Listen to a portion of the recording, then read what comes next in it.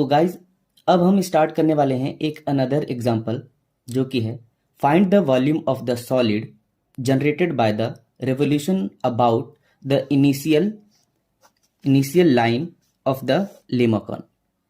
सबसे पहले आपको यहाँ पर लेमकन वर्ड देखकर ये समझ जाना चाहिए कि लेमकन जो है वो किस टाइप का कर्व है। तो जैसे कि हमने टाइप्स ऑफ पोलर कर्व में देखा था, उसमें हमारे पास ये लेमकन के बारे में हमने जिक्र किया था। तो सबसे पहले हम क्या करते हैं, लेमकन जो है हमारे पास उसका एक डायग्राम ड्रॉ कर लेते हैं। लेमकन हमारे पास कुछ हार्ट शेप का दिखता है, कुछ इस तरह। तो ये हमारे पास हो गया लेमकन। ये हमारा एक्स एक्सिस, ये हमारा वाई एक्सिस और ये हमारा ओरिजिन।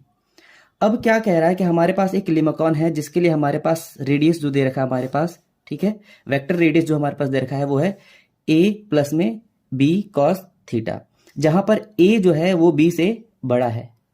अब ये जो हमारे पास radius of vector of radius जो दे रखा है वो इसी लेमकन के लिए दे रखा है। अब ये जो लेमकन है इससे जनरेटेड जो सॉलिड होगा उसका हमें वॉल्यूम फाइंड करना है। तो सबसे पहले जैसे आप लेमकन यहाँ पर देखते हो, आपको ये जान लेना चाहिए कि लेमकन जो हमारे पास पोलर कर्व का ही एक टाइप्स है। अभी जो पोलर कर्व का टाइप्स है, तो पोलर कर्व के द्वारा जो भी जनरेटेड सॉलिड था उसका वॉल्यूम निकालने का जो फॉर्मूला था, एक एक्स एक्सिस के अबाउट था और एक वाई एक्सिस के अबाउट था, जिसमें हमने क्या पढ़ा था कि जो वॉल्यूम ऑफ जो सॉलिड होता है पोलर कर्व के द्वारा उसे जो जनरेट होता है वो होता है 2/3, ठीक है, इंटीग्रेशन का साइन, और यहाँ पर अल्फा से बीटा इसकी लिमिट हो जाती है, उसके बाद पाई आर क्यूब, ठीक है। एक में था साइन थीटा डी थीटा, ठीक है। ये कब था, ये था इनिशियल लाइन के अबाउट। अगर हम इसको रिवॉल्व करते हैं तब हमारे पास ये फॉर्मूला था। लेकिन अगर हम ये वाई एक्सिस के अबाउट अगर हम इसको रिवॉल्व करते हैं तो उसके लिए जो फॉर्मूला हमारे पास बन जाता है वॉल्यूम का, वो बन जाता है 2/3 alpha to beta pi r cube, और यहाँ पर कॉस थीटा डी थीटा। बस इतना सा डिफरेंस है। अब क्योंकि यहाँ पर बोल दिया गया है कि इनिशियल लाइन के अबाउट आप इसको रिवॉल्व कर रहे हो, तो इनिशियल लाइन के अबाउट का मतलब ये वाला फॉर्मूला आपका यूज होगा। और इनिशियल लाइन के अबाउट हमने वहां पे पढ़ा था कि अल्फा की वैल्यू यानी कि जो थीटा की वैल्यू थी वो हमारे पास 0 थी, ठीक है। तो ये पहली चीज तो क्लियर होगा कि यहाँ पर अल्फा की जो वैल्यू होगी वो 0 होगी, ठीक है। चलिए अब हम क्या करते हैं, गिवन लिख लेते हैं। गिवन में हमारे पास क्या है, radius of vector a plus B cos theta, ठीक है, और a की वैल्यू क्या है हमारे पास, ग्रेटर देन b। ये हो गया। अब यहां पर हमें जो निकालना है वो लिख लेते हैं, जैसे कि वॉल्यूम फाइंड करना है। उसके बाद अकॉर्डिंग टू द क्वेश्चन, ठीक है, स्टेप फर्स्ट में हमें जो भी हमारे पास निकालना था वो है वॉल्यूम, और वॉल्यूम का जो फॉर्मूला होगा हमारे पास क्या होगा, 2/3 pi r cube sine theta d theta और लिमिट अल्फा टू बीटा। और अल्फा की वैल्यू यहाँ पर हमें पता चल गई है क्योंकि इनिशियल लाइन के अबाउट हम क्या कर रहे हैं, इसको रिवॉल्व कर रहे हैं, तो अल्फा की वैल्यू यहाँ पर हमारे पास 0 आ गई। अब हम बीटा की वैल्यू चाहिए तो उसको हम कैलकुलेट करते हैं। तो सबसे पहले यहाँ पर हम लिमिट की ही कैलकुलेशन कर लेते हैं। तो पहली जो लिमिट हमारे पास अल्फा है वो तो हमारे पास 0 होगी। बीटा की अगर हम कैलकुलेशन करें तो बीटा के लिए हम क्या करेंगे, सिंपली हम क्या करेंगे, आर की वैल्यू हम क्या करेंगे 0 के इक्वल पुट कर देंगे। तो पुट आर इक्वल टू 0। अब आर की वैल्यू क्या हमारे पास, ये है a plus B cos theta equal to 0, और यहाँ पर क्या हो जाएगा हमारे पास b cos theta equal to minus का a, और कॉस थीटा क्या हो जाएगा हमारे पास माइनस के a/b। और यहाँ पर अगर हम ध्यान से देखें तो कॉस थीटा की जो वैल्यू है वो माइनस का a/b हो जाती है। अब यहाँ पर जो कॉस थीटा की वैल्यू माइनस का a/b हो जाती है, अगर हम मान लेते हैं कि a की वैल्यू अगर हम 3 लेते हैं और b की वैल्यू 2 लेते हैं, जो कि इस वाले कंडीशन को सेटिस्फाइड करता है, ठीक है। अगर इस कंडीशन को सेटिस्फाइड करता है और a/ में हम b लेते हैं यानी कि 3/2 लेते हैं, तो इसकी वैल्यू 1.5 आएगी, जो कि 1 से बड़ी है। लेकिन क्योंकि हमें मालूम है कि कॉस थीटा की जो मैक्सिमम वैल्यू होती है वो +1 होती है, और मिनिमम वैल्यू क्या होती है हमारे पास, वो 1 होती है। तो यहाँ पर हमारे पास तो माइनस का माइनस लगा दीजिए और a अपन b की जो वैल्यू मैक्सिमम वैल्यू जो होगी हमारे पास वो हम +1 ही कंसिडर करेंगे। ठीक है, क्यों? क्योंकि हमारे पास जो cos थीटा की जो वैल्यू है वो -1 से +1 के बीच में ही वेरी करती है। ठीक है, अब हम बात करते हैं यहाँ पर जो cos थीटा है, cos थीटा जो है वो किस एंगल पर हमारे पास -1 वैल्यू को देता है। तो हम यहाँ पर जानते हैं कि cos थीटा पाई पर मैक्सिमम वैल्यू मिनिमम वैल्यू -1 देता है। कैसे? अगर आप इसको समझना चाहते हो तो यहाँ पर देख सकते हो cos पाई मतलब cos 180 डिग्री, cos 180 डिग्री मतलब 90 इंटू में 2 प्लस में 0। ठीक है, अब हमें पता है जो हमने 11th क्लास में पढ़ा था कि किस तरीके से हम क्वाड्रेंट में जो हमारे पास जो फंक्शन आता है उसका साइन जो चेंज होता है, क्या वैल्यू आती है। ठीक है, तो हम क्या करते हैं यहाँ पर हमारे पास 90। ठीक है, एक बार इसको हम ऐसे रोटेट करेंगे, फिर दूसरी बार। ठीक है, दूसरी बार में हमारे पास 0 है, 0 इसमें ऐड करेंगे तो फिर से वो उसी में आ जाएगा। और सेकंड क्वाड्रेंट में हमारे पास जो कॉस होता है वो क्या होता है, हमारे पास माइनस का होता है। अब यहाँ पर जो भी हमारे पास फंक्शन जो है वो फंक्शन चेंज नहीं होगा क्योंकि यहाँ पर इवन मल्टीपल है, तो यहाँ पर कॉस। ठीक है, उसके बाद हमारे पास जो भी यहाँ पर एंगल होता है वो यहाँ पर एंगल हम लगा देते हैं। ठीक है, माइनस का माइनस और cos 0 कितना होता है 1। ठीक है, तो इस तरीके से हमारे पास -1 मिल गया। ठीक है, तो इस तरीके से हमारे पास ये थीटा हमने कैलकुलेट किया कंपेयर करके, तो हमारे पास आ गया पाई। और यही जो हमारे पास जो थीटा है, यही थीटा हमारे पास बन जाता है बीटा। ठीक है, तो हमने अल्फा की वैल्यू शुरुआत में ही देख लिया था, इनिशियल लाइन के लिए हमारे पास 0 होती है और बीटा की वैल्यू जो हमारे पास है वो है पाई। तो हमारे पास लिमिट जो है, लिमिट तो हमारे पास आ गई।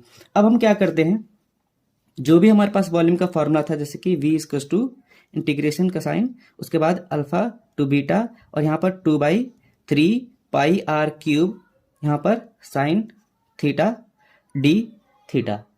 अब यहाँ पर हम क्या करते हैं, 2/3 पाई को बाहर लेते हैं और अल्फा की जगह पे 0 पुट करते हैं, बीटा की जगह पे हम पाई पुट करते हैं। और उसके बाद r की जो वैल्यू थी हमारे पास, r की वैल्यू क्या थी हमारे पास, r = a प्लस में b cos थीटा ये था। तो हम यहाँ पर r की जगह पे हम क्या करते हैं, a प्लस में b cos थीटा। अब r का क्यूब है तो r का क्यूब रख लेते हैं, फिर उसके बाद साइन थीटा यहाँ पर, तो साइन थीटा ऐसे रख देते हैं, फिर d थीटा है d थीटा रख लेते हैं। ठीक है, चलिए अब हम इसको इंटीग्रेट करते हैं। इंटीग्रेट करने के लिए आपने 12th क्लास में आपने पढ़ा था कि जो भी हमारे पास इसके अंदर जो भी हमारे पास ये टर्म है, अगर ये टर्म इस टर्म का अगर कोई डेरिवेटिव मौजूद है तो इस टर्म को हम क्या कर लेते हैं, कोई दूसरा वेरिएबल हम लेट कर लेते हैं। तो यहाँ पर कोई दूसरा वेरिएबल के रूप में हम क्या लेट कर लेते हैं, let a plus b cos theta = t। अब हम इसको t लेट कर लिया है तो हम t के रिस्पेक्ट में इसको डिफ्रेंशिएट कर देते हैं। क्यों? क्योंकि यहाँ पे d थीटा की जो वैल्यू है वो चेंज हो जाएगी। जब यहाँ पर इंटीग्रेंड जो होता है हमारे पास, अगर वो चेंज करते हैं तो जिसके रिस्पेक्ट में हम पहले उसको इंटीग्रेट कर रहे थे उसको भी चेंज करना पड़ता है। ठीक है, साथ में लिमिट भी चेंज करनी पड़ती है, तो लिमिट भी चेंज करेंगे अभी हम। तो हम क्या करते हैं, सबसे पहले इसको डिफ्रेंशिएट कर लेते हैं। डिफ्रेंशिएट करेंगे तो ये तो कॉन्स्टेंट है 0, फिर उसके बाद b cos थीटा की क्या होता है माइनस साइन थीटा। ठीक है, और d थीटा को करेंगे तो d थीटा अपन में dt, यानी कि थीटा का जब डिफ्रेंशिएशन करेंगे विद रिस्पेक्ट टू t तो d थीटा अपन में dt, और यहाँ पर dt/dt। यहाँ पर हमारे पास क्या मिलेगा 0, यहाँ पर माइनस का b साइन थीटा d थीटा/dt = 1, और यहाँ से हम क्या करेंगे, क्रॉस मल्टीप्लाई करेंगे तो हमें क्या मिलेगी वैल्यू इसकी, d थीटा की वैल्यू हमें निकालना क्योंकि यहाँ पे चेंज करना है।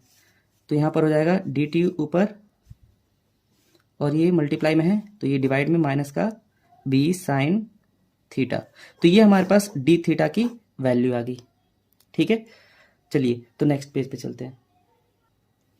तो अब हम d थीटा की जो वैल्यू है हम v यानी कि वॉल्यूम में हम पुट करते हैं 2/3 पाई, ये तो बाहर था हमारे पास, ये 0 to पाई। और यहाँ पर हमने क्या किया था, जो हमारे पास जो वॉल्यूम पहले हमने लिखा था 2/3 पाई और यहाँ पर a प्लस में b cos थीटा। ठीक है, इसका क्यूब था साइन थीटा था। ठीक है, d theta alpha to beta, ये हमने इसको क्या कर रखा था टी लेट, तो यहाँ पर हम टी लेट कर लेते हैं। ठीक है, और उसके बाद हमारे पास इसका क्यूब था तो क्यूब रख लेते हैं। साथ में हमारे पास साइन थीटा डी थीटा ऐसे ही था तो साइन थीटा डी थीटा ऐसे ही। अब डी थीटा की जो वैल्यू हमारे पास आई थी वो क्या थी हमारे पास, माइनस का D T over B sine theta. ठीक है, अब चलिए देखते हैं 2/3 पाई और साथ में ये कांस्टेंट है तो हम क्या करते हैं इसको बाहर निकाल लेते हैं। साथ में माइनस का था, यहाँ पे कोई भी माइनस नहीं है तो प्लस माइनस माइनस हो जाएगा। फिर sign of integration limit 0 to pi और यहाँ पर t की पावर 3 इंटू में अब साइन थीटा से साइन थीटा कट जाएगा तो क्या बच जाएगा हमारे पास dt। यानी कि अब आपके पास क्या आ गया, हमारे पास इंटीग्रेंट t के टर्म में आ गया और उसी के रिस्पेक्ट में भी हमारे पास ये dt भी आ गया। लेकिन अभी हमने क्या है, हमने इसकी लिमिट को नहीं चेंज किया तो हम इसके लिमिट को चेंज कर लेते हैं। तो वहां पर हमने क्या किया था, a प्लस में b cos theta equal to हमने t लेट कर रखा था और हमारे पास वहां पर अल्फा की वैल्यू क्या थी 0 और बीटा की वैल्यू क्या थी हमारे पास पाई। तो हम क्या करेंगे वैन थीटा यानी कि अल्फा की वैल्यू यानी कि थीटा ही है, ठीक है। When theta equals to 0 then T की वैल्यू क्या होगी हमारे पास, इसमें क्या करते हैं a का a प्लस में प्लस b का b और cos 0 कितना होता है 1 और t की वैल्यू यहाँ पर कितनी आ जाएगी a प्लस में b। तो यहाँ पर हमारे पास t की वैल्यू आ गई हमारे पास a प्लस में b। अब क्या करेंगे वैन थीटा इक्वल्स टू पाई यानी कि बीटा यहाँ पर थीटा ही है तो थीटा इक्वल्स टू पाई है तो हमारे पास उस केस में हमारे पास क्या हो जाएगा a प्लस, ठीक है, b और cos पाई की वैल्यू क्या थी हमारे पास माइनस का 1 इक्वल टू t। यहाँ पर हमारे पास t की वैल्यू क्या आ जाएगी a माइनस में b, ठीक है। तो हमारे पास जो हमारे पास न्यू लिमिट है वो अब कुछ इस तरह हो जाएगी 2/3 पाई अपॉन में b, ठीक है। लिमिट कहाँ से कहाँ पर a प्लस b से a माइनस b हो जाएगी, ठीक है, कोई दिक्कत। चलिए तो a प्लस b से a माइनस में b, तो ये हमारे पास अब ये न्यू लिमिट आ गई। अब हमारे पास ये है t3 dt, ठीक है।